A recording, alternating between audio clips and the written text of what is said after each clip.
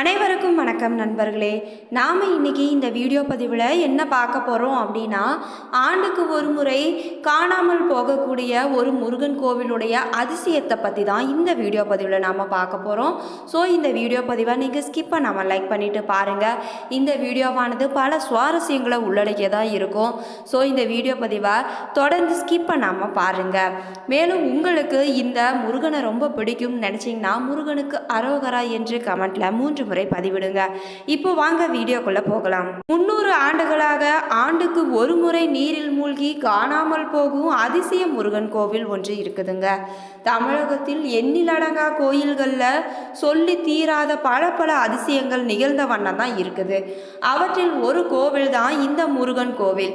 இங்கு ஆண்டுக்கு ஒரு முறை ஏற்படும் வெள்ளத்தை எதிர்த்து பல 100 ஆண்டுகளாக இந்த கோவில் எந்தவித சேதமும் இன்றி நிலைத்து நிற்பதன் அதிசயத்தை ஆராய்ச்சியாளர்களால் கண்டுபிடிக்க முடியவில்லைங்க. நெல்லை மாவட்டம் பாபநாசம் தொடங்கி தூத்துக்குடி பகுதியில் உள்ள துணைக்காயம் என்னும் இடம் வரை பயணிக்கிறது தாமிரபரணி ஆறு. இந்த ஆற்றுக்கு நடுவே கட்டப்பட்டுள்ள இந்த முருகன் கோவில் வடிவமைக்கப்பட்டுள்ளதுங்க.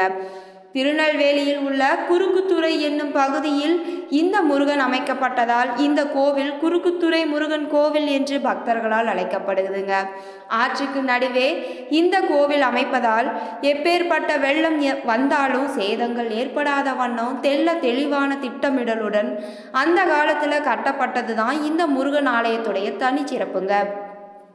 இந்த கோவிலின் பிரதான தெய்வமான முருகன் இங்கு சுயம்புவாக தோன்றியதால் தான் அவர் தோன்றிய இடத்திலேயே இந்த கோவில் ஆற்றின் நடுவே கட்டப்பட்டதாக கூறப்படுதுங்க.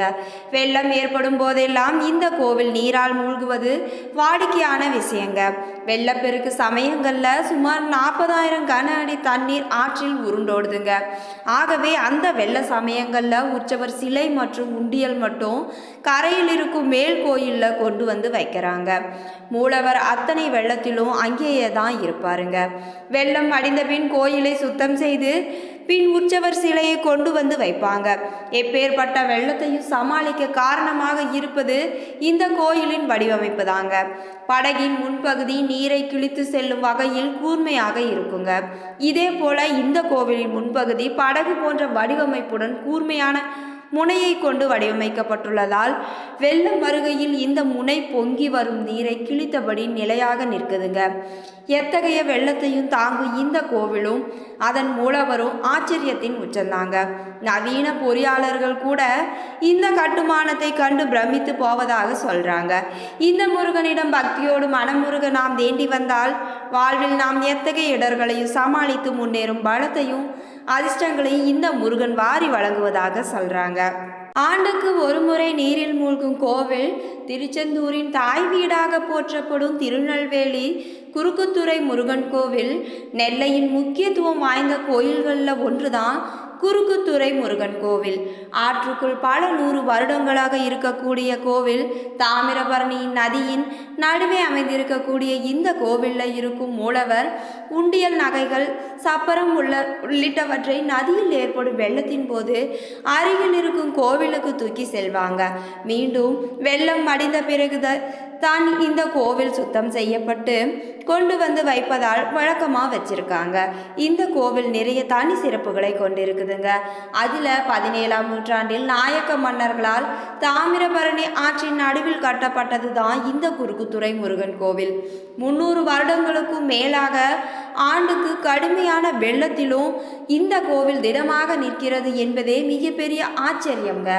அதற்கு அந்த கோவிலுடைய கட்டுமானம் தான் காரணம் என்று சொல்லணுங்க. தொழில்நுட்பங்கள் இல்லாத அந்த காலத்திலேயே இந்த ஆற்றை கிழித்து கொண்டு கம்பீரமாக நிற்கும் வகையில் குறுக்குத்துறை முருகன் கோவில் கட்டப்பட்டிருக்குதுங்க.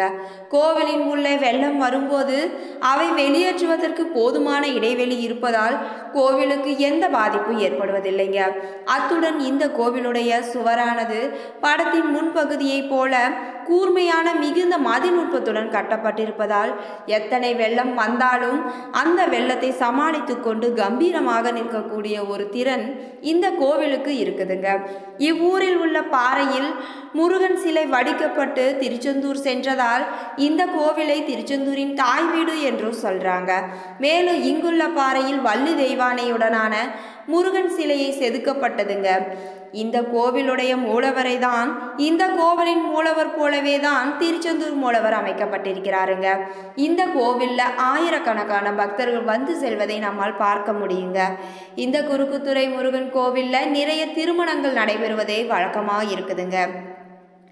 இங்கு சென்று வந்தால் திருமண தடைகள் இருந்தால் கூட அவையெல்லாம் விலகி போகும் என்பது இப்படி பழமை வாய்ந்த கோவில்களில் ஆச்சரியங்கள் நிறைந்த கோவிலாக இந்த குறுக்குத்துறை முருகன் கோவில் இருக்குதுங்க. கோவிலின் முகப்பில் ராஜகோபுரம் சிறிய வடிவில் எழிலுடன் விளங்குதுங்க. அதன் வழியே கோவிலுக்குள் நுழைந்தால் மணிமண்டபம் இருக்குதுங்க. இங்கு உள்ளே பலிபீடம், மயில் கொடி மரம், அலங்கார மண்டபம் இருக்குதுங்க. இந்த மண்டபத்தை தாண்டி உள்ளே நுழையும் போது தென்புற விநாயகரும் வடபுறம் முருகனும் காட்சி தராங்க. அவர்களை வணங்கி உள்ளே சென்றால் மகா மண்டபம். அந்த மண்டபத்தின் நடுவில் மயிலும் நந்தியும் தென்புற விநாயகரும் வாயிற் காப்போனும் இருக்காங்க. இது செவ்வாய் தோஷம் போக்க எளிய பரிகார வழிபாடு ஒன்றை பார்க்கலாங்க. செவ்வாய்க்குரிய அதிதேவதையான முருகனை வழிபடுவது கோதுமை ரொட்டி, வெள்ளை எள் கலந்த இனிப்பு பலகாரங்கள், துவரை போன்றவற்றை ஏழைகளுக்கு தானம் கொடுப்பது நல்லதுங்க. செவ்வாய்க்கிழமைகளில் விரதம் இருந்து செவ்வாய் பகவானுக்கு விளக்கேற்றுவது, சஷ்டி விரதம், கிருத்திகை விரதம் மேற்கொள்வது, தினமும் கந்த சஷ்டி கவசம் படிப்பது நல்லதுங்க.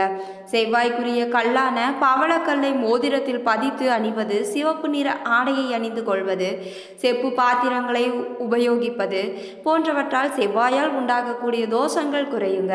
செவ்வாய்க்கு செய்யும் பரிகாரங்கள் அனைத்தும் முருகனுக்கு உகந்தது என்பதால் முருகனின் திருவருளும் கிட்டுங்க. திருநெல்வேலி நகரில் இருந்து தெற்கே 2 கிலோமீட்டர் தொலைவில் குறுக்குத்துறை முருகன் திருக்கோவில் அமைஞ்சிருக்குதுங்க. இந்த ஆலயத்தின் அருகில் காணப்படும் கற்பாறைகளில் இருந்து இறைவனின் உருவங்கள் உருவாக்கப்படுவது வழக்கமாக இருக்குதுங்க. அதன்படியே திருச்செந்தூர் கருவறை இறைவனின் திருமேனி இங்குள்ள கல்லில் வடிக்கப்பட்டதுங்க. எனவே திருச்செந்தூருக்கு செலுத்தும் காணிக்கைகளை இந்த திருத்தலத்தில் செலுத்தலாம் என்பது ஐதீகங்க. தினமும் நண்பகல் உச்சி காலத்தில் திருக்குட பூஜையும் இரவு பள்ளியறை வழிபாடும் நடக்குதுங்க. செவ்வாய் தோஷம் உடையவங்க செவ்வாய்க்கிழமை அன்று ஆற்றில் நீராடி முருகப்பெருமானை வலம் வந்து வழிபட வேண்டுங்க.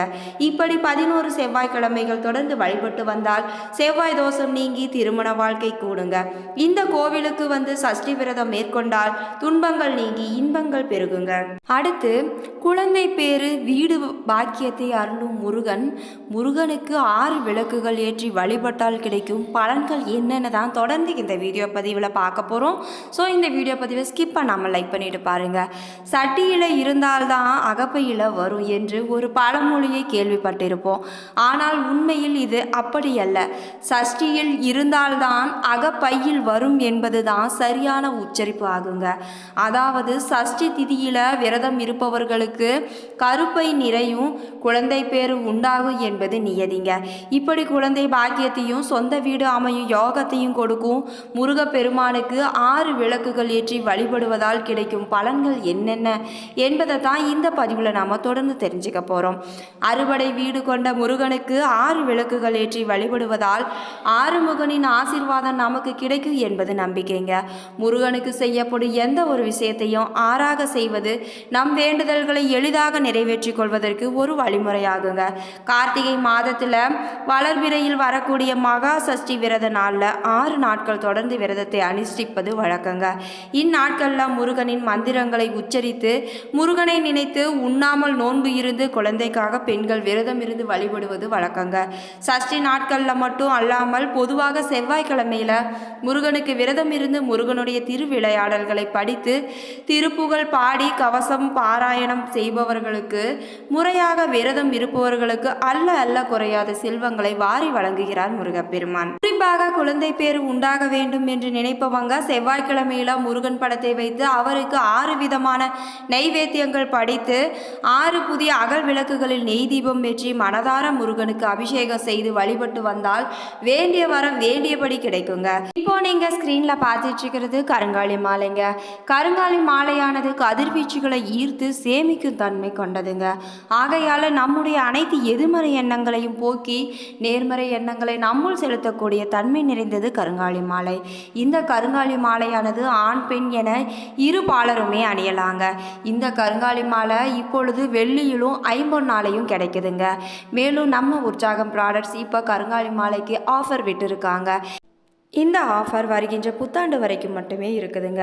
உங்களுக்கு கருங்காலி மாலை வேணும்னு நினச்சிங்கன்னா ஸ்க்ரீனில் தெரிகிற வாட்ஸ்அப் நம்பருக்கு தொடர்பு கொண்டு இந்த கருங்காலி மாலையை நீங்கள் வாங்கிக்கலாங்க. கருங்காலி மாலை அணிவதால் குலதெய்வமே நம்மோட கூட இருப்பதாக ஒரு ஐதீகமும் இருக்குதுங்க. நீங்கள் இந்த கருங்காலி மாலையை வாங்கி அணிஞ்சு நீங்களும் இந்த கருங்காலி மாலையுடைய நன்மையை பெறுங்க. நன்றி.